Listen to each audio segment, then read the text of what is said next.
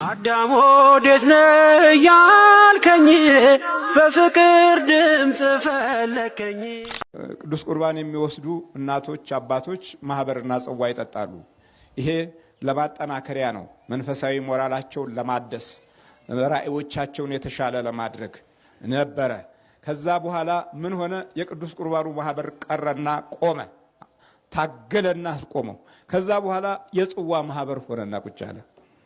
የጽዋው ማህበር ላይ ደግሞ እዛ ውስጥ ፍቅራቸው የተሻለ እንዳይሆን ማህበራዊ ግንኙነታቸው ወንድማማችነት እህትማማችነትና ሞገስ የተላበሰ የጸጋ ሰዎች እንዳይሆኑ ደግሞ በማህበሩ ውስጥ ጣልቃ ገብቶ ማህበሩ ወግ ብቻ እንዲሆን ለማድረግ ደግሞ መሃል ገባ። ከዛ በኋላ ማህበሩን ምን ያደርገዋል? ማናቆሪያ ያደርገዋል። ጠላው ቀጠነ፣ አንዱ ኩርፊያ ነው። ዳቦው ቀጠነ፣ ሌላው ነው። ቆሎው ጥሩ አይደለም፣ አንደኛው ችግር ነው። ወጡ አይጣፍጥም፣ ሁለተኛው የሐሜት ወንበር ነው። ከዚህ በኋላ የእንጀራ ይሆንና ማህበሩ የነገር መዳቆሻ ሆኖ አልፎም ተርፎ የመተት መስሪያና የጥላቻ መግለጫ እከሌን በዚህ አይነት ሁኔታ ነው ማገኛት የሚለውን የተንኮል መስመሮች ማግኛ ሆኖ በማህበር ውስጥ የተለከፉ ብዙዎች ናቸው። በማህበር ጠላ፣ በማህበር ጽዋ የመተት እና የአስማት እርግማን ውስጥ ገብተው የተሰቃዩ ጥቂቶች አይደሉም። አያችሁ አሰራሩ ታዲያ። በመጨረሻ 66 አብዮት መጣና ማህበር የሚባለው ነገር ደብዛው ጠፋ። ተሳካለት፣ አለቀ። አሁን የወጣቶች ማህበር እንደገና ተጀመረ። ያም ቢሆን ፍሬ ከርሲኪ ሆነና ቁጭ አለ። ከስነ ህይወት መነሳቱ ቀርቶ ከውጭ አካል ብቻ መነሳት ሆነ። ስለዚህ ይህንን የመሰለ ሂደት ልክ በሄድንበት መንገድ ውስጥ ስልቱን ለመቀየስ አጋጣሚው ሰፋ ብሎ የሚታየው ይሄ መንፈሳዊው ሰይጣን ነው። እግዚአብሔር ማስተዋሉን ይስጠን። እሺ ጸሎቱን እንመልከትና በየሳምንቱ 2 ጊዜ እጦማለሁ፣ ከማንኛውም ሁሉ አስራት አወጣለሁ አለ። ግን በቤተ መቅደስ ነው ያለው። ይሄ ሰው እየጸለየ ያለው ቤተ መቅደስ ውስጥ ነው። እሺ ቀራጩ ደግሞ እንዲህ ሊል ነው። ከሁለቱ የትኛው ነው የሚሰማው ነው? የተከሰሰው ቀራጭ በኃጢአቱ ተከሰሰ፣ በዘራፊነቱ ከሰሰው፣ እየከሰሰው ይጸልያል። የክስ ጸሎት ከጀመርን ዘመናት የለም፣ አልፏል። እንደውም ብዙ መከራዎች ከጸሎቶቻችን ማግስት የሚከተሉ ናቸው። ረሃቡ፣ ስደቱ፣ ችግሩ እግዚኦ ባልነ ቁጥር እንዴ የሚብሰው ነው የሚመጣው። እንደውም ጭራሽ ማለት ነው ልክ የፈሪሳዊ አካሄድ የሆነ ሂደት ስላለበት ነው ጸሎታችን ላይ ያ ጠላት ስር ሰዶ አኗኗራችንን አመሰቃቅሏል። ሌላው የእምነት መንፈሳዊ ጉዞዎቻችን ላይም ብዙ አደጋዎችን ፈጥሮ በማንነታችን ላይ ጥላ አጥልቶበታል። ግን አትርሱት፣ ይሄ መንፈስ ማን ነው? ጠቋር ነው። እሺ ቀራጩ ግን በሩቅ ቆሞ አይኖቹን ወደ ሰማይ ሊያነሳ እንኳ አልወደደም። ነገር ግን አምላኬ ሆይ እኔን ኃጢአተኛውን ማረኝ እያለ ደረቱን ይደቃ ነበር አለ። ሌላ ሰው አይቷል? እኛ ሌላ ሰው ላይ በማየት ላይ የተመሰረተ ነው። በሌላ ላይ የተመሰረተ ከሆነ ፈሪሳዊው መንፈስ ህይወታችን አለ። ያ ለዘመናት እነዛን የገዛ ኃይል በእኛም ዘመን ውስጥ እንዳካሄዳችን ስልቱን ቀይሶብናል ማለት ነው። አሁን አንዳንድ መንፈሶች ቡዳም ይሁኑ መተትም ይሁን ምንም ይሁን ውስጣችን ባለው ጠቋር ስልት ይማራሉ። ወደ ጸሎት ቦታ ስንመጣ ይፈሩና ይደነግጡ፣ ዛፍ ላይ ይቀሩ የነበሩት ቀስ በቀስና እንጂ ምን አስገደ ፈሪ ቦቅዋቃ እዘናም ነህ እንዴ ናግባ እያለ እንደውም የሚሄደውን እያያዘ ይገባል። ና ዝም በልና ቁጭ በል ይላል። ተከታተል ዝም በልና እንደውም ይላል እዛ ከሚሰጠው ትምህርት አንጻር ብዙ ነገሮችን ስለምታቅ ስልትህን ለመቀየስ ይጠቅማል ይላል። እና ይሄ መንፈስ ቀደም ሲል የሚያውቃቸውን የጥፋት ታክቲኮች ተራ ሆነው ለገቡት መንፈሶችም አስተማሪ በመሆን ያገለግላል። እግዚአብሔር ማስተዋሉን ይስጠን። እንቀጥልበታለን። ጠቋር ሰፋ ያለ አካሄዶች አሉት። ራሴን አጠፋለሁ ብላ ብዙ ሞከረች፣ በጣም ብዙ ነገር ተጣጣረ። አይሆንም ተብሎ ጎረቤት ሰብስቦ እጇን ይዞ መከራዋት ምን ብለዋት ከወንድሟ ጋር አስታርቀዋት እንደገና ከሳምንት በኋላ አብሮ መኖር ጀመሩ። እናት በዚህ መካከል ደስ አላቸው ነገሩ ሲረጋጋ። ትውለድ ችግር የለውም እሷም ቆንጆ ናት፣ ልጁን ቆንጆ ነው ወይ ብዬ ጠይቂያት አዎ ብላኛለች፣ ቆንጆ ልጅ ነው የሚወለደው ምናምን እያሉ ወንድሟን እያጽናኑ ምን እያሉ ከዛ መታረቁን ለማሳየት ልብስ ይገዛላታል። መውለጃ ጊዜዋ ሲደርስ ምናምን በቃ ብቻ ትሪት ማድረግ ጀመረ ወንድሟ ማለት ነው። እና ስለ ጽንሱ አባት መናገር አሁን አልጀምርም መናገር፣ በኋላ ነው መመጣላችሁ። ወደ መጨረሻ አካባቢ መመጣበት ጉዳይ አለ። ስትወለድ ሴት ናት የተወለደችው። መልኳ ራሷን እናቷን የምትመስል ስታድግ እናት ይሁን ብለው ሁሉ ነገር ተቀበሉ። ወንድ ቢሆን ደስ ይለኝ ነበረ። ለሴትማ 2-3 ወልጄ ያው አንድ ብቻ ቀርታብኛለች ብላ ሁለት ሞቶባቸዋል። ሁለቱም የሞተባቸው በጎረቤት ቡዳ ነው የሚሉት እሳቸው። የጎረቤት አንድ ተከራይ ሆና 16 ዓመት 17 ዓመት የኖረች የቡዳ መንፈስ ያለባት ሴት ነበረችና እሷ እንደበላቻት በትክክል አውቄያለሁ። ቀበርቿ ጭሼ ድኛ ጭሼ ምን ብዬ አውቄዋለሁ። ግን ደፍሬ ሄጄ እንዳልናገራት ደግሞ ልጆቼን ትገልብኛለች ብዬ ስትተዋት እንደገና ሁለቱም ልጆቼ ሞቱብኝ።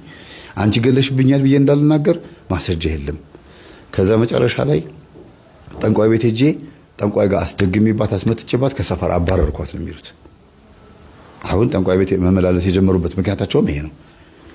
2 ሴት ልጅ ሞቶባቸዋል እና አሁን ወንድ ልጅ የምፈልገው ነው እሳቸው አባባላቸው። ግን ወንድ ሴት ተወለደች። በቃ ይሁን ብለው ተቀብለው ልጅቷ ቀስ እያለች እያደገች ስትመጣ እናትየዋ ደግሞ ከወለደች በኋላ ጥሩ ጤንነት ስሜት አልተሰማትም። በአጠቃላይ ህመም እያጋጠማት በተደጋጋሚ እየተኛች ሆስፒታል እየገባች ምን እያለች እስቲ ለማንኛውም የልጅሽን አባት አምጪና አስተዋውቂኝ፣ አሁን ልተዋወቃት፣ አንቺም ጤንነት እየተሰማሽ አይደለም፣ ነገ ከነገ ወዲያ ምን እንደሚፈጠር አይታወቅም፣ አባቴ ማን ነው ብላ ብትጠይቅ ምን ብዬ ልላት ነው ብለው አያትየው ይናገራሉ። እናትየው ማለት ነው። ከዛ አምጥታ ታስተዋውቃለች። አንተ ነህ የሚጣ አባት? አዎ። ልጅህን ማሳደግ አትችልም አሉት። ኧረ እኔ እችላለሁ፣ እኔ እኮ እኔ ላሳድግ፣ እኔ ልጅ የለኝም፣ መደበሪያ እፈልጋለሁ ብላለች እናቴ ስላለች ነው እንጂ እኔ እኮ እናቴም ራሱ አምጣ እያለችኝ ነው። ይሁን፣ ለማንኛውም አብራችሁ መኖር የምትችሉበት ሁኔታ ለማመቻቸት ሞክሬ ነበረ፣ እዚህም እንድትመጣ ፈልጌ ነበረ፣ ግን እሷ ጤንነቷ አልተመለሰላት። ይሄው እየታመመች ነው በተደጋጋሚ። ምን እንደሆነች አላውቅም። ከወለደች በኋላ ልጄ ተለክፋብኛለች። አዋላጅ በቡዳ በልታት ይሁን ምን ይሁን አላውቅም፣ ብቻ ከወለደች በኋላ ተለከፈችብኝ አሉ። ምን እንደሆነ ሳይታወቅ እናትየዋ ሞተች። በወለደች በ3ኛ ዓመት ነው በ4ኛ ዓመት ላይ። በጣም ይገርማል። እናትየዋ በጣም አዘኑ። ግን ተክታልኝ ነው የሞተችው ብለው በአንድ በኩል ያው እንደ ልጅ ባይሆንም መጽናኛ አግኝተዋል። በአንድ በኩል ግን በምን ምክንያት እንደሞተች ደግሞ ውስጣቸው በጣም ይከነክናቸዋልና እየመነመነ ሰውነቷ እያሳለች እያለች ምን እያለች ሬሳ ይመርመር ተባለ። የተገኘባት ሳምባ ነው፣ ሳምባ ነቀርሳ ምናምን እንደዚህ ታማለች ተብሎ ብዙ ነገር ተባለ። ግን ዞሮ ዞሮ ከወለደች በኋላ ስለሆነ ይሄ ነገር የመጣው እንደ ልክፍት ነው የቆጠሩት እሳቸው። ግን ዞሮ ዞሮ የእሳቸው የድግምት መንፈስ ነው ወይ ማለት የአምልኮ መንፈስ ነው። እንግዲህ አስቡት፣ የቡዳ መንፈስ ያለባትን ሴትዮ ለማባረር ብሎ ጠንቋይ ቤት ሄደዋል፣ ካድመዋል። እንደገናም ደግሞ የቡዳ መንፈስ እሳቸውም ደግሞ ልጆቻቸውን የገደለባቸው ያ መንፈስ እሳቸውን ላይ ይኖራል።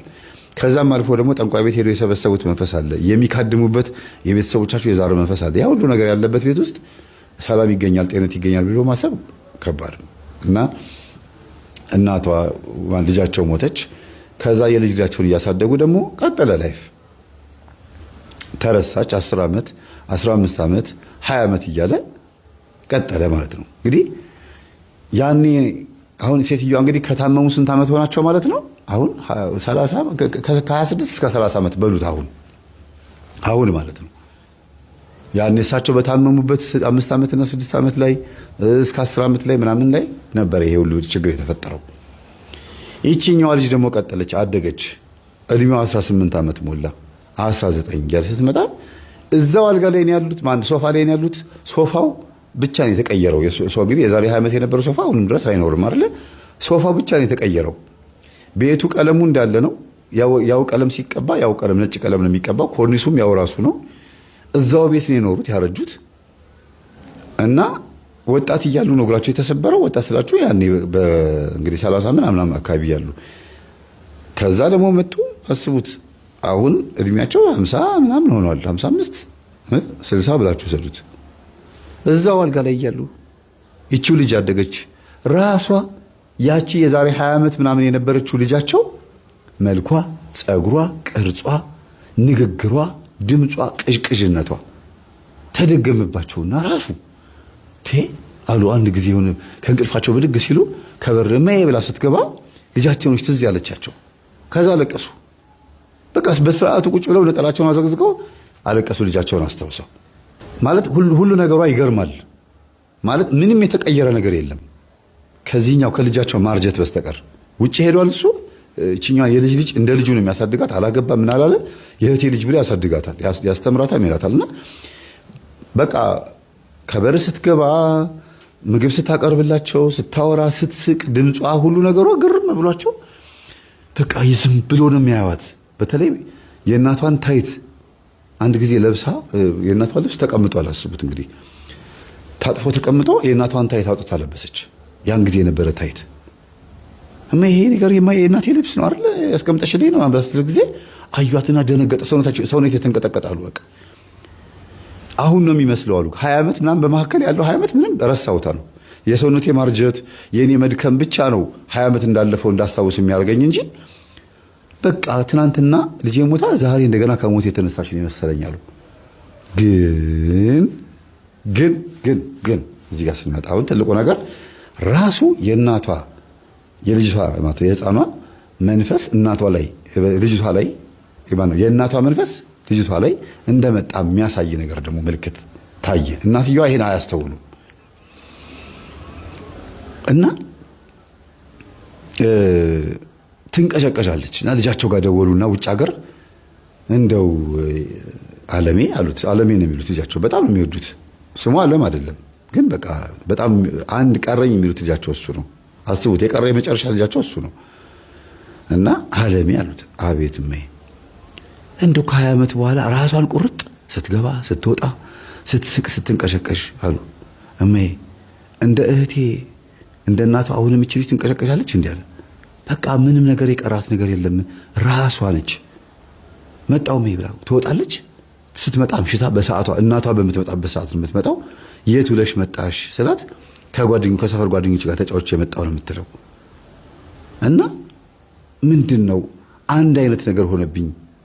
ራሷ ነች የተተካችው። አሁን የሚችኛዋ ልጅ ደግሞ እንደገና ሌላ ዲቃላ ይዛብኝ እንዳትመጣ ቁጭ ብዬ የልጅ ልጅ ደግሞ ሌላ ዲቃላ እንዳይመጣብኝ። አያችሁ የልጅ ልጅ ዲቃላ ማለት ነው። ሴት ልጅ ቶሎ ትደርሳለች አይደለም። እና እስቲ አገናኝኝ። አይ ደውላት በስልኳ ላይ እኔ አላገናኝም። እኔ እንደነገርኩ ካወቀች ትበሳጭብኛለች። ልጅቷ እናቷን ነው የምትመስለው ሁሉ ነገሯ። ያልነገርኳችሁ እናቷ ላይ የልጅቷ የህፃኗ እናት ላይ ህፃኗ ስላችሁ መቼም የልጅ ላይ ማለት ነው እንጂ አሁን 20 ዓመት 18 ዓመት ሞልቷታል። እና እናቷ ላይ በጣም ከባድ እንትን ነበር። ሰልችቷት ነበር እናቷን ማስታመም። ያችኛዋ እናቷን ማስታመም ሰልችቷት አገላብጭኝ፣ በዚህ አርግኝ፣ እንደዚህ አርግኝ፣ ሽንት ቤቱ ሰጂ ምናምን ይሉ ነበር። እና በቃ ያ ነገር ሰልችት ብሏት ነው ሰራተኛ ያስቀጠረችላት ለወንድሟ። በቃ ሰራተኛ ይቀጠር አልቻልኩም፣ ማጥናት አልቻልኩም እናቴ በቃ ማለት እኔ እሷን መንከባከብ አቃተኝ፣ እኔ በቃ ይቅርብኝ ምናምን ብላ ወንድሟ ላይ ጮኻበት ምናምን ነው። በዚህ እናትየዋ ትንሽ ቂም ይዘውባታል፣ ይናደዳሉ። እኔ እናትሽን መንከባከብ አቃተሽ ብለው ይጫጫሃሉ ቤት ውስጥ። እናቷ ላይ ትጮህባቸዋለች። ያው ነገር አሁንም ልጅቷ ላይ ልጃቸው ላይ ተደግሟል። እንዴ እማዬ ደግሞ ምንድነው እማዬ ነው የምትለው ያችኛውም እማዬ ነው የምትለው። እና እንዴ ከመቃብር ወጣ ነው እቺ ልጅ እንደዚህ የምታወራው። አሁንም ራሷ ነች በመንፈስ የምታብኝ ነው እስኪሉ ድረስ እማዬ በቃ እኔ እንደፈለኩ መሆን ይችላል እንዴ በቃ ተይኝ፣ የፈለኩበት ሄጄ እመጣለሁ። በቃ እንዴ እናንተን ጊዜ አሳልፋችኋል፣ እኔ ደግሞ የራሴን ጊዜ ነው የማሳልፈው። በቃ መብቴ ነው። አሁን ጊዜው ሰልጥኗል። ይሄኛው ጊዜ ደግሞ ስልክ በጣም ሞባይል የሚታይበት በቃ በሞባይል በላፕቶፕ ምናምን የመኝታ ክፍሏ ገብታ ዘግታ ምናምን ነው የምትውለው። ትወጣለች፣ ተዝናንታ ትመጣለች። እና ከእናቷ የባሰችው ልጅ እናቱን ለማቁረብ እየተሯሯጠ ባለበት ሰዓት በቃ ስለ እናቱ ነው የሚተጋው፣ ስለ እናቱ ነው የሚጸልየው። እናቴን አቁርብልኝ፣ እናቴን ለቁም ነገር አብቃልኝ እያለ እየሰገደ ነውና በስሜት ነው የሚሰግደው።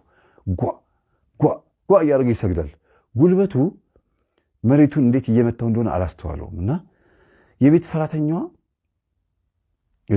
አንድ ቀን በር ተንኳኳለች። ከዛ ከታች ቤት ያላት ሴት ላጥ ያለች እና መታ ኧረ በእናትሽ ምን ገመድ እየዘለለ ነው አለቻት። አይደለም ነገ እነግርሻለሁ አለቻት። ከዛ ሄደች። እሺ በቃ እንትን ቀስ ብለህ ዝለል በይው እንትን ስፖርት ዝላ እየዘለለ መስሏት እኮ ነው። ከዛ ስቃረ አይደለም እባክሽ ነገ እነግርሻለሁ አለቻት እና ሄደች። ከዛ በማግስቱ ምንድነው እንደዛ የሚያንጓጓ አለቻት። ያ ስራ ሄዷል። እየሰገደ እኮ ነው። አሁን ይሄ ምን ሰጋጅ ይመስላል? ዝም ብሎ ዱርዬ ነገር አይመስሎሻል? በጣም ጎበዝ እኮ መንፈሳዊ ሰው ነው ትላታለች። ይሄ ኧረ በጣም ትገርሚያለሽ። ለማንኛውም በቃ ብዙ አታጮህብኝ፣ እኔ እንቅልፍ ነስቶኛል። ሌሊቱ ሙሉ ሲንጓጓ ነው የማድረው። እውነትሽን ነው? ይሄ ልጅ በጣም በርትቷል ማለት ነው ትላታለች። ምኑን? ስፖርቱን ነው ትላታለች። ከዛ ትስቅና ሰራተኛ ደግሞ ብዙ ማብራራት አትችልም ማለት ስፖርት አይደለም ስግደት ነው ብላ በደንብ ተጭና አልነገረቻትም። እና አንድ ቀን ቆይታ ያዋለሽ አለቻት። እያሉ እስቲ ዛሬ ያሳየኝ አለቻት። በቃ ዛሬ ሲመጣ አሳይሻለሁ። ከዛ በር ቀስ ገርበባ ጋር ከፈተች። እሱ ገብቶ ልብሱን አውላልቆ ቀጥታ እንደማስተምረው ነው። ልክ እንደገባችሁ ውልቅልቅ አርጋችሁ ልብሳችሁን ቦርሳችሁን ጣል አርጋችሁ ሄዳችሁ ገብታችሁ ስግድ፣ ከዛ በኋላ መታችሁ መብላት መመገብ ራታችሁን እና ይሄንን ሂደት ጀምሮት ነበረ። ከዛ ቀስ ብላ ሄዳ መኝታ ክፍሉን በሩን አልዘጋውም ነበረ። እንደዚህ አጮልቃ ስታይ ላበላ ሆኖ እንዴት እንደሚሰግድ አታውቀውም። ያለከልካል እያለ ይቆጥራል እና እየቆጠረ ነው የሚሰግደው። ያው እንግዲህ ከአንሰቶት ይሆን አይታወቅም በወቅቱ እና ግን ቀና ሲል መስታወት እንግዲህ የእመቤታችን ስዕል በመስታወት ተቀምጦ ነበርና በመስታወቱ ፊት ለፊት በሩ ይታየዋል። ሰው እንደቆመ ምልክቱ ምንድን ነው አለ። መብራት ነበረ፣ መብራቱ ተከልሏል አለ። ከዛ ዞር ብዬ ሰዓት ቆመች። በስመ አብ ምንድን ነው ምን ሆነሻል? ማንሽ አልኳት አለ። እኔ ከታች ያለሁት ነኝ በጣም ረበሽከኝ ብዬ እኮ ነበር የመጣሁት፣ ግን ይቅርታ እኔ ስፖርት እየሰራህ እየዘለልክ መስሎኝ ነው ስትለው ጊዜ ሳቀና እየሰገድኩ ነው። ትገቢያለሽ? መቼም ሻይ ቡና ነው ቁጭ በይ ሻይ ቡና የሚባለው ስግደት መቼም እንደዛ ይባሉ ስትለው ጊዜ አረ ችግር የለውም ናይ ስገጂ፣ እሺ በቃ ክርስቲያን ኮንሽ አላት። እሺ ብላ ገባችና የውዴታ ግዴታዋን ዝም ብላ 7 ሰግዳ ወጣች። የእግዚአብሔር ነገር በጣም ይገርማል። ሰግዳ እውነትሽን ነው እያለች ሹልክ ብላ ወጣ። በዛው ቀን ማታ ህልም አየች። ምንድን ያየችው? ይሄ ልጅ ሰግዶ ጨርሶ ልብሱን ከረባት እያደረገችለት ራሷ ማለት ነው። ከረባት እያሰረችለት፣ ልብሱን እያስተካከለችለት፣ ጫማ እያደረገችለት፣ ከዛ ሲወጣ ጉንጩን ስማ ልክ ሚስት ባሏ እንደምትሸኘው ሸኝታ እሷ ቁጭ ብላ ሶፋ ላይ ቁጭ ብላ ሪሞት ይዛ እንዲህ ስትከፍት፣ የምትከፍተው ደግሞ የኪዳነ ምሕረት እጇ እንደዚህ ዘርግታ ቀና ብላ ጌታ ሆይ ልጄን ለዚህ ሰው ስለሰጣት አመሰግናለሁ ብላ እመቤታችን ስታመሰግን አየች። በቪዲዮ ውስጥ ማለት ነውና ግን አኒሜሽን ፊልም ነው፣ አኒሜሽን ነው ገጿ። ከዛ በስመ አብ ወወልድ ወመንፈስ ቅዱስ ብላ ተነሳ አለች።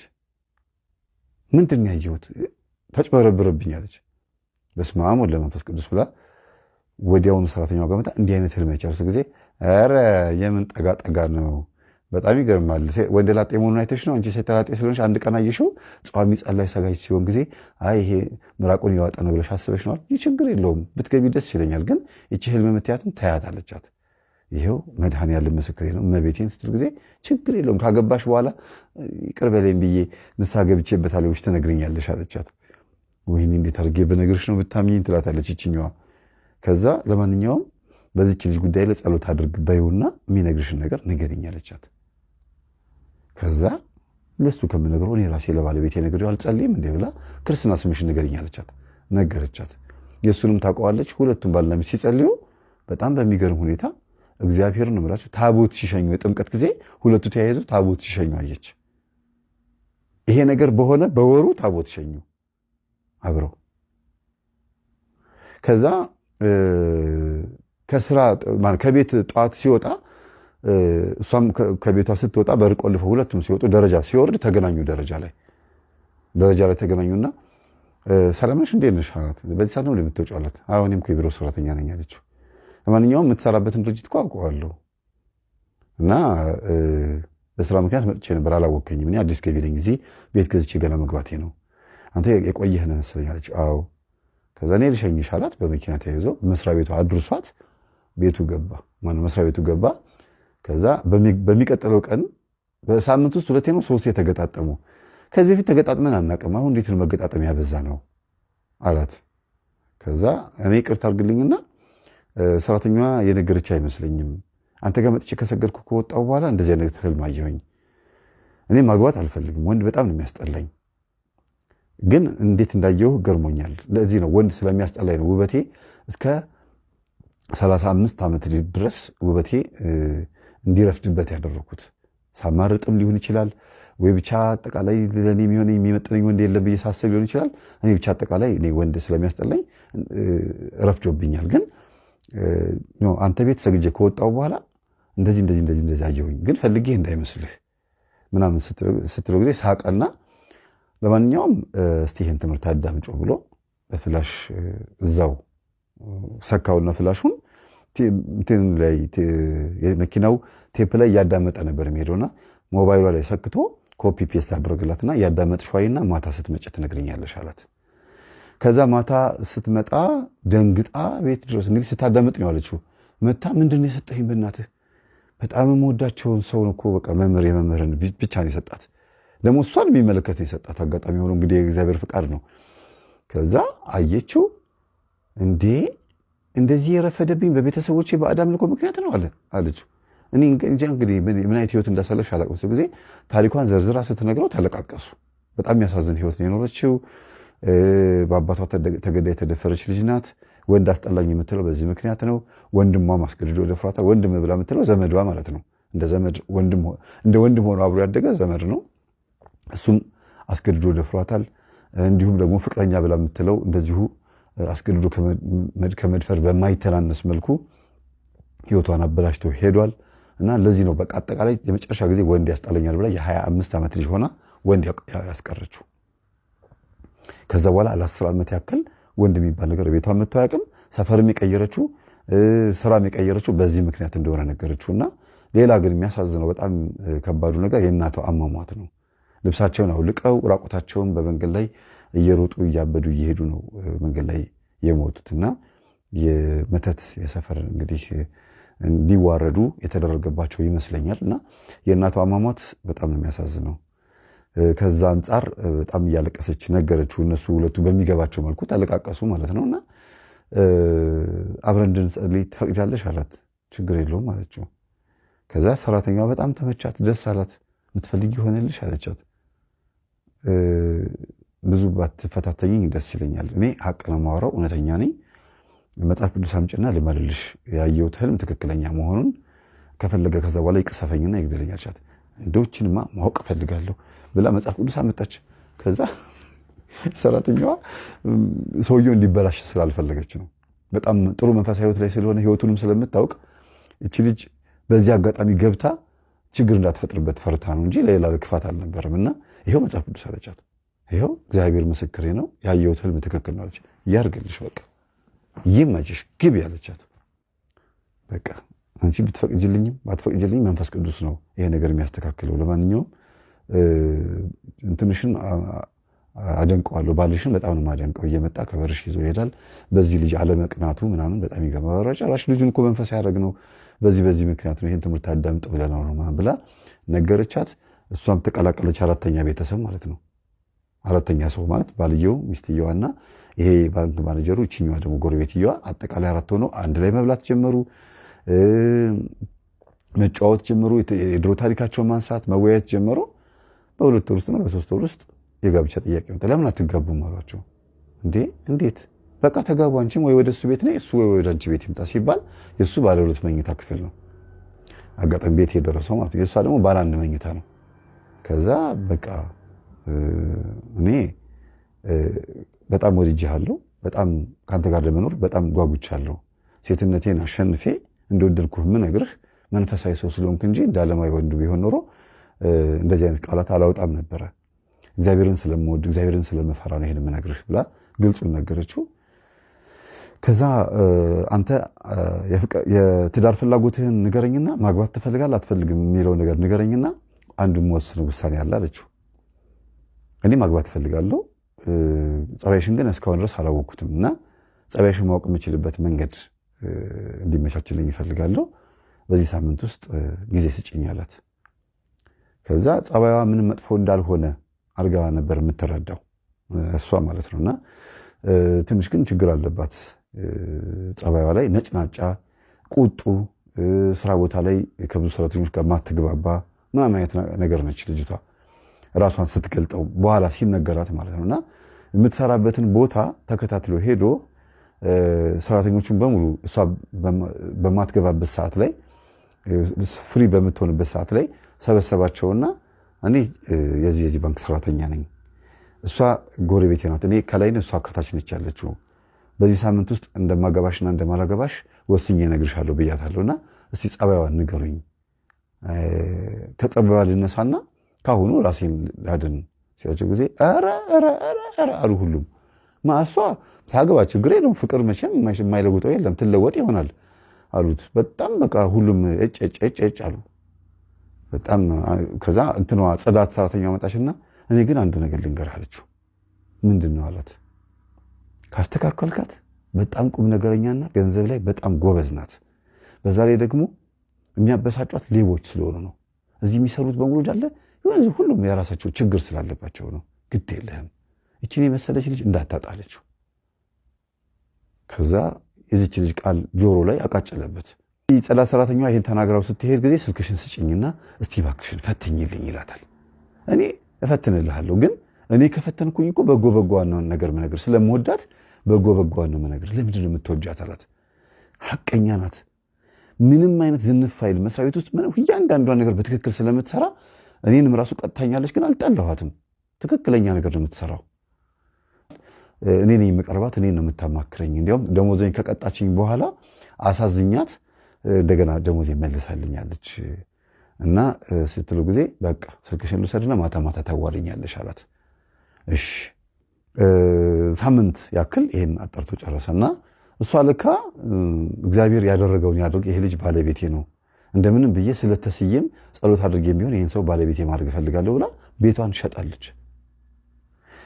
ቤቷን ማለት ካልተሳካልኝ ይሄን ልጅ እያየሁት እየወደድኩት እዚያ አብሬው መኖር ስለማልችል ሌላ ቦታ ቤት እገዛለሁ ብላ ቤቷን በአንድ ሳምንት ውስጥ ሸጠዋለች። በጣም በፍጥነት ማለት ነው። በጥሩ ዋጋ ነው ደግሞ የሸጠችው። ከዛ ሸጣ ግን 2 ወር ጠብቀኝ ብለዋለች የገዛትን ሰውዬ። ችግር የለውም እስከ 5 ወር እስከ 6 ወር ድረስ የቤት ኪራይ እየከፈልሽ መቀመጥ ትችላለሽ ብሏት ይሄን ሁሉ አጠናቃ ጨርሳለች። እሱ ቤት እየመጣች ታድራለች። አብረው ማደር ጀመሩ እና እሱም የነገራት ነገር የለም፣ እሷም የነገረችው ነገር የለም። በአይን ብቻ ተግባብተው አብረው እየሰገዱ ጸሎት ክፍል ነው የሚያድሩት። አብረው እየሰገዱ እሱ ሶፋ ላይ ሲያድር እሷ በቃ ብቻ ከተገናኙ ጊዜ ጀምሮ አብረው ነው የሚያድሩት አንድ ቤት ውስጥ ማለት ነው። ከዛ በተዋወቁ በ8 ወራቸው በ3 ወራቸው ለጋብቻ ተጫጩ። አሁን አጠቃላይ 8 ወር ሞልቶታል ይሄ ጉዳይ ከተፈጸመ። ሰርግ ተደግሶ ተጋብተው ማለት ነው። ከሰርጓ በኋላ የሥራ ባልደረቦቿን ይቅርታ ብላ ጠይቃ ባህሪዋ ተገርቶ አለቃዋ ሌላ ድርጅት ሲከፍት ሌላ ቦታ ላይ ሲሄድ እሱ የሱን ቦታ የሥራ አስኪያጅነት ቦታ እንደሚሰጣት ቃል ገብቶላት አሁን እዛው ድርጅት ውስጥ ነች ያለችውና አሁን ተጋብተዋል። አብረው ናቸው ያሉት። ልጅ የመውለድ ዕቅድ ላይ ናቸው። እንደምትወልድ ታውቃለች። በራሷ ጊዜ እንደምትወልድ ታውቃለች። እርግጠኛ ነኝ እወልዳለሁ ብላለችና የሱ ነው የማይታወቀው። ምንም የሚታወቅ ነገር የለምና ልጅ የመውለድ ዕቅድ ላይ ናቸው። እግዚአብሔር ልጅ ይስጣችሁ በሏቸው። በጣም አዲስ ሙሽራ ናቸው። ከላይና ከታች በጉልበቱ ያንን መሬት ባይመታው በስሜት ሆኖ እናቴን እባክን እናቴን እያለ ስለ እናቱ እንደዛ በስሜት ሆኖ መሬቱን ባይደበድብ ኖሮ ከታች ያለችው እህታችን ቀና ብላ ባላስተዋለች ነበርና አንዳንድ ጊዜ የሚሰሙ ድምጾች ጥሪ ናቸው ብዬ አስባለሁ፣ ደውል ናቸው ብዬ አስባለሁና ማስተዋል ያስፈልጋል። ከምን አንጻር እንደሆነ ይሄ ነገር ምንድን ነው ብላችሁ ማስተዋል ያስፈልጋል። የሐዋርያት ሥራ ምዕራፍ 1 እና ምዕራፍ 2 ላይ የእግዚአብሔር መንፈስ ቅዱስ በእሳት ላንቃ መልክ ወርዶ በሐዋርያት አናት ላይ ገብቶ ከ72 ቋንቋ በላይ ወይም ደግሞ 72 ቋንቋ ተናገሩ ይላል። ይሄ ደግሞ የመንፈስ ቅዱስ ስጦታ ነው። ወንጌልን በዓለም ሲያስተምሩ ቋንቋ እንዳይቸገሩ ከሁሉም ሀገር ሕዝብ ጋር እንዲግባቡ 72 ቋንቋ ተሰጣቸው። በወቅቱ ሐዋርያት እንዲግባቡበት የተሰጣቸው ቋንቋ 72 ቢሆንም በምድር ላይ ግን በጣም ብዙ ሺህ ቋንቋ አለ። እነዚህ በቂ ናቸው ስለተባለ ነው እግዚአብሔር ይሄን ያደረገው። ይሄ ግን ወንጌልን ለማስፋፋት ነው እና ደብተራው ግን አይገርማችሁም? እኔ ፈልገዋለሁ ወንጌል ለማስተማር እኔ ይጋባዋለሁ ብሎ ያን መንፈስ መውረሱ ምን እንደዛ ማድረጉ የዛሬ 17 ዓመት ምን አይነት ደንቆሮ የሆነ ደብተራ ነው። መቼም ደንቆሮ ስድብ አይደለም። ክርስቶስም ደንቆሮ የሚለውን ቃል እንዴት አጉ እንደተናገረው አስተምሬያለሁ ከዚህ በፊት። የልብ ድንቁርናን ነው፣ ይሄን አይደለም፣ የዚህን ነው። ስለዚህ በተቻለን መጠን ውስጣችን ያለው ፍጥነት ሬዲዩሰር እናዘጋጅለት፣ መቀነሻ መጨመሪያ መመጠኛ። በመጠን ኑሩ አይደል የሚለው መጽሐፍ ቅዱስ የሚለው ቅዱስ ጳውሎስ በመጠን ኑሩ፣ ማንም የቆመ ቢመስለው እንዳይወድቅ ይጠንቀቅ አይደለም። እና በመጠን መኖርን መለማመድ አለብን። በመጠን መኖር ሁለት ትርጉም ያለው፣ አንደኛ መመርመር ማወቅ። ዝም ብሎ ተገኘ ተብሎ ሀብታም ለመሆን መመኘት አያስፈልግም። የሰውን ነገር መመኘት ወይም ደግሞ በጣም ለግዠሪ ህይወት የሚኖሩ ሰዎችን ህይወት ተመኝቶ ሌላ ነገር ውስጥ ጣጣ ውስጥ መግባት አያስፈልግም። በመጠኑ ለመኖር በትንሹ የታመነ ሰው በትልቁ ይታመናል። ብዙ ተመኙ የተባለው በሀብት አይደለም በጸጋ ነው። ወደዚህ ስንመጣ ደግሞ በመጠን ኑሮ የተባለው ደግሞ ሌላው የተሰጠንን ጸጋና የተሰጠንን ገንዘብ ከእግዚአብሔር ነው ወይስ ከአጋንንት ነው ብሎ መመርመር ነው። በብዙ ቋንቋ አንድ ሰው ስለተናገረ ዋው እንዴት ነው ይሄን ነገር እንደዚህ የሚናገረው ብሎ እንደ ችሎታ ማየት አይደለም፣ እንደ አይኪው መጠን ማየት አይደለም። ከየት መጣ፣ ባክግራውንድ ምን ይመስላል፣ ይሄ ነገር ከምንድን ነው የመጣው ብሎ ቼክ ማድረግ ያስፈልጋል። ኮምፒውተር ፊትም ፈጣን፣ በቋንቋም በላንጉጅም ፈጣን ስለሆንክ ምሁርነት ትችላለህ ማለት አይደለም። አለመማር የሚበልጥበት ሁኔታ አለ፣ አለመማር የሚሻልበት ሁኔታ አለ አንዳንዴ። እና ምንድን ነው የሚባለው አወቅሽ ሲሏት የባሏን የቄሱን መጽሐፍ አጠበች ነው ምናምን የሚባል ነገር አለ። እና በእውነት እውቀትን ከየት እንደመጣ ካላወቅ ነውና እውቀትን እንደ እውቀት ብቻ ተጠቅመነው ለቢዝነስ የምንጠቀምበት ከሆነ ያው ነገር መጥፊያችን ይሆናል። ከእግዚአብሔር ካልሆነ መርምሮ ቶሎ ብሎ ከእግዚአብሔር እንዲሆን ማድረግ ነው። ልክ እንደ ቤት ካርታ ማለት ነው።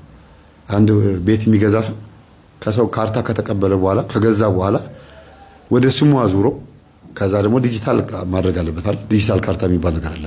አዙሮ ህጋዊ ሌጋል መሆን አለበት። አለበለዚያ የራስ ያልሆነ ነገር ሁልጊዜ ያስጠይቃል። ዝም ብሎ ቢቀመጥ ያ ሰው የሆነ ሰዓት ላይ ህጋዊ መሆኑን ሲጠየቅ ህጋዊ ለካ ቤቱ የሱ አይደለም፣ በሰው ቤት ነው እየኖረ ያለው። እና አንዳንድ ሰዎች በትምህርት ጎበዝ ይሆናሉ። ከ1 እስከ 8 ሰቃይ ተማሪ፣ ሃይስኩል ላይ ሰቃይ ተማሪ፣ ዩኒቨርሲቲ ላይ የሚገርም፣ ከዛ ስራ ሲቀጠሩ ስራ ሲገቡ ደሞዛቸው ለሱስ ይሆናል። ቤተሰብ አያስተዳድርም። ስራም ራሱ ላያገኙ ይችላሉ። ትዳር ሲመሩበት ያ ገንዘብ ለትዳር አይሆንም። ምንድነው ምክንያቱ ሲባል አባዬና እማዬ ምን አደረጉ ቼክ አድርግ ሲባል ቼክ ሲደረግ አብሾ አጠጥቶት ነው። ከእንደዛ በጣም ስማርትና እሳት ሆኖ የነበረው ውጤቱ የሚታየው መጨረሻ ላይ ነው። በእርግጥ ግን ቀድሞ ደግሞ ማወቅ ጥሩ ነው። አንድ ሰንበት ተማሪ አስታውሳለሁ የዛሬ 6 ዓመት 7 ዓመት አካባቢ ላይ ነው ምናልባት ካልተሳሳትኩኝ፣ እየሰማኝ ሊሆን ይችላል። ዛሬ ትምህርቴን የሚያዳምጥ ልጅ ነው። ሰንበት ተማሪ ነው። በጣም ጎበዝ ልጅ ነው። በአስኳላም ጎበዝ ነው። በሰንበት ትምህርት ቤት አገልግሎትም በኮርስ ምናምን ጎበዝ ነው። በጣም ኮርስ ተማሪ ነበረ። ተምሮ ጨርሶ እንደገና ደግሞ መልሶ ምን ሆነ? ኮርስ መምህር ሆነ። ኮርስ የሃይማኖት ትምህርት እና ሲማር ሲያስተምር ስለ ቅዱሳን ሲተርክ ስትሰሙት በጣም የሚገርም ነው። በቃ እስቲ ከኦርቶዶክስ መምህራኖች ውስጥ ስለ ቅዱሳን ተናግሮ የማይጠግብ ማን ነው? ሁሌ ስለ ቅዱሳን የሚያስተምሩ መምህር ምናልባት ዲያቆን ዮርዳኖስ አይደል? ሁሌ ስለ ቅዱሳን ያስተምራል። ደስ ይለኛል በዚህ ነገሩ። እና በቃ ልጁ ሁል ጊዜ ስለ ቅዱሳን ያስተምራል። ነገረ ቤተ ክርስቲያን ሲያስተምር፣ ስርዓተ ቤተ ክርስቲያን ሲያስተምር ተቆርቋሪነቱ የሚገርም ልጅ ነው። በቃ በጣም አሪፍ ልጅ። ግን ዩኒቨርሲቲ ተምሮ ጨርሶ መጥቶ ሰንበት ተማሪ ነው የሆነው። ስራ የለ ምን የለ ቁጭ ቡዳ ሆነበት። ላይ ያለው ያብሾ መንፈስ ወጥቶ እንዳይሰራ ከለከለው። እዛው ቤተ ክርስቲያን ይሩ መጠመጣል ከሰንበት ተማሪ ጋር እንደዛው ጎበዝ የነበረ ልጅ ሰቃይ የነበረ ልጅ ማለት ነው። ቤተ ክርስቲያን ሰንበት ቤት ማገልገሉ እንደ መርመጥመጥ ቆጥሬው አይደለም። ግን ቢያንስ ተምሮ ሰርቶ ምናምን ቤተ ክርስቲያን መጠቀም መርዳት አለበት። ከሸክምነት መላቀቅ፣ ቤተሰቦቹን ማገዝ መርዳት አለበት። የሰንበት ቤት አገልግሎት እኮ የተገደበና የተወሰነ መሆን አለበት። በተወሰነ መልኩ እንደ ወጣት ልጅ እንደነበር ነው አይደለም የምናገለግለው። እያደግን ስንመጣ በትዳር ይሸረፋል፣ በስራ ይሸረፋል፣ በትልቅነት ይሸረፋል አይደል እንዴ? የሰንበት ቤት አገልግሎት እኮ የራሱ የሆነ እድገት አለው፣ አካሄድ አለው። እና ልጁ ዝም ብሎ ይመጠመጣል። ሴቶችንም እየቀረበ ምናምን በቃ ሌላ ነገር ውስጥ ገባ። ከአንድም 2 3 ሴት ፍቅረኛ ሲይዝ ሁሉ አየሁት። እና ምንድን ነው ይሄ ነገር አንተ ልጅ ምን ሆነ ነው እንደዛ? ድሮ ያኔ በጣም አንበሳ ጎበዝ የነበርክ ልጅ አሁን እንደዚህ ሆነሃል ምንድነው ስለው ጊዜ አረ ተስፉ እኔ ግራ ገብቶኛል። እኔ ግራ ምንድነው ምን የሆንኩት ግን ስራ ጠፋ። ስራ ፈልግ አንተ ከምታውቃቸው ባለሀብቶች ውስጥ ምናምን የምታውቀው የለም አለኝ። ያኔ ባለሀብት አላውቅም እንዴ አስተምራለሁ ትላለህ አይደል እንዴ ምናምን አለኝ። አዎ በቃ ስራ ፈልግልኝ አለኝ። እሺ ብዬ የሆነ ቦታ ላስገባሁት ኤድና ሞል አካባቢ አንድ የሆነ ትልቅ ቦታ ላይ ሆቴል ላይ የሆቴል ማናጀር አደረኩት። ስራ ሰው አምጣልኝ ብሎ ስለነበረ የሆቴሉ ባለቤት ደግሞ የኔ ትምህርት ተከታታይ ነው። ባለቤት ሳይሆን ባለቤቶች ውጭ ናቸው። እነሱ ኃላፊነት የሰጡት ተወካይ ማለት ነው፣ ወኪል። በቃ በጣም ጎበዝ መንፈሳዊ ሰው ነው ምናምን እና እኔ ስላስገባሁት ይሄንን ዲያቆን ይሄንን አገልጋይ እንደኔ ተማሪ መስሎታል ለካ ያኛው እና ናስቲ ጸልይ ምናምን ሲለው ጊዜ ሰነፍ ነው።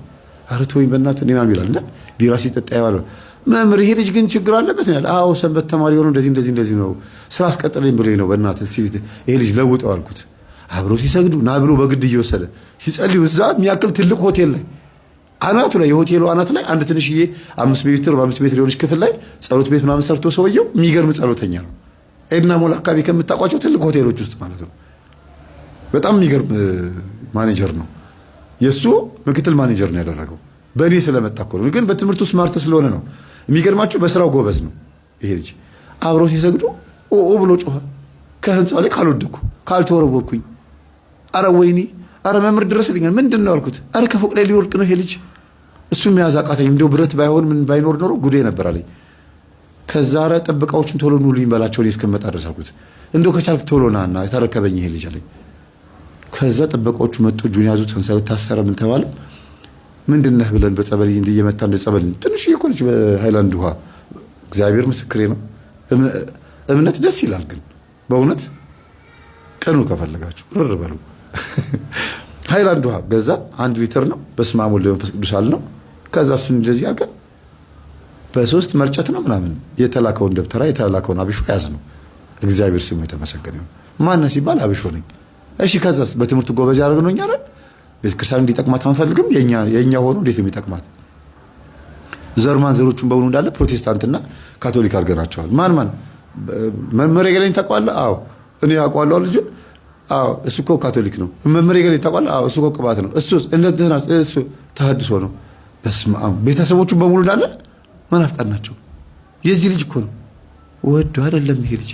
ወይኔ እንደዚህ የሚንቀሸቀሽ ሴቶቹን የፈጃቸው በዚህ ነው ለካልኩኝና ቪዲዮ የተቀረጸውን በሙሉ ልብ መልስ ብዬ ቪዲዮውን ስናሳየው መምህር በቃ ልሂድ እኔ እዚህ መቀመጥ ይላል። ኧረ ዝም ብለማ አትወጣም እንዴ መንፈስ እኮ ከዚህ ፎቅ ሊወረውርህ ነበር። እኔ አዎ ይኸው አልኩና ዘበኞቹ የቀረጹትን አሳዩት። ኧረ ሰበብ እንዳልሆንባችሁ ልውረዳለሁ እኮ አሁን አትወርድም፣ ፈቃደኛ ሁንና በሰንሰለት ታሰር እዚሁ ቁጭ በል አልኩት። እሺ አለኝ። ከዛ አንድ አባት አመጣለሁ ጸበል ይረጩሃል። ከዛ አባን አመጣኋቸው። ጸበል ረጩት። ቀጥቀጥ አደረጉት ይዘው በመስቀላቸው መቁጠሪያ ላይ ያዙ። ቀጥቀጥ ጀርባው። ከዛ ንስሐ አባት ሆኑት እዛው። እግዚአብሔር ይመስገን የዛ ሆቴልም ጸበል የሚረጩ አባት ሆኑ። ከዛ ደግሞ እንደገና ቤተሰቦቹን ስጠይቀው ምን ስለው ሁሉም እኮ እንደዚህ ሆነዋል። እንደዚህ አዎ እኔ ብቻ እኮ ነኝ በቃ ኦርቶዶክስ ሆንኩት አለኝ። መቼ ኦርቶዶክስ ሆንክ አንተ ራስህ? ኦርቶዶክስ ውስጥ ሆነ የጠፋ ግቢ ውስጥ ነህ ግን የለህም አልኩት። ሁሌ እንደዛ ነው የምለው። እዛው ግቢ ውስጥ ናቸው ያገለግላሉ ግን የሉም ምለን እነዚህን እኮ ነው ጠፍተዋል። በአካል በስጋ ናቸው የሉም፣ በሌላ ነገር ግን የሉም። እንዴ እንትና ሴቶቹ እንደና ሚስት ሆነው ቀርበው እኮ አረ መምህር እኔ እኮ ድንግልናዬን አጥቻለሁ እኮ እኔ እኮ አፈርሻለሁ እኮ ምን እንደሆነ አላውቅም እኮ በቀንባው ዱብ ይላል። በቃ እና አንዳንዴ ከምን እንደመጣብን ወቁ። አሁን የልጅ በኋላ ሲሰግድ አብሮት ሲጸልይ ምን ሲል የእናቱ ዛር ነው። አንድ ስንት ነህ እላለሁ ዛሩን ስንት ነህ እለዋለሁ አንድ ነኝ አለ። አንድ ዛር መንፈስ ህይወቱን ትርምስምስ አድርጎት አብሾ መንፈስ ስቦበት፣ የዝሙት መንፈስ ስቦበት፣ የቡዳ መንፈስ ስቦበት፣ ወደ 6-7 መንፈስ ስቦበት የሰራዊት መዓት ናቸው ደግሞ ከስር ያሉት የመናፍስት መዓት። መምህር እንደዚህ ነው እንደምታገለግለው አለኝ። አዎ አልኩት። ኧረ በማርያም ኧረ በጣም ይሄ ከባድ ነገር ነው። እኔ እኮ በቃ አሁን እሺ በፊዚክስ ጎበዝ ነው ልጁ፣ በጣም የሚገርም ልጅ ነው ፊዚክስ። ከዛ የፊዚክስ መጽሐፍ አምጣልኩትና ገዛውኝና መጣው እና እኔ ፋንዳሜንታል ትምህርት በጣም ወዳለሁ፣ ደስ ይለኛል ፊዚክስ ላይ አክሰለሬሽን ምናምን እንደዚህ እንደዚህ አይነት ትምህርቶች ደስ ስለሚሉኝ ከዛ እስቲ ይሄን አንብብ ይገባሃል ስለው ጊዜ አነበበው። በተወሰነ መልኩ ገብቶታል። ከዛ ካልኩሌሽን እስቲ ካልኩሌት አድርጋልኩት የለም። ለምን አብሾ ወሰደው። መንፈሱ ሲያዝ ይሄን መስራት አይችልም። በአብሾ የመጣ እውቀት ይጠፋል ብዙ ጊዜ አዳም ወዴት ነህ ያልከኝ በፍቅር ድምፅ ፈለከኝ አልብሰኝ ነጩን ልብስ እወድሃለሁ ኢየሱስ አከብረሃለሁ ክርስቶስ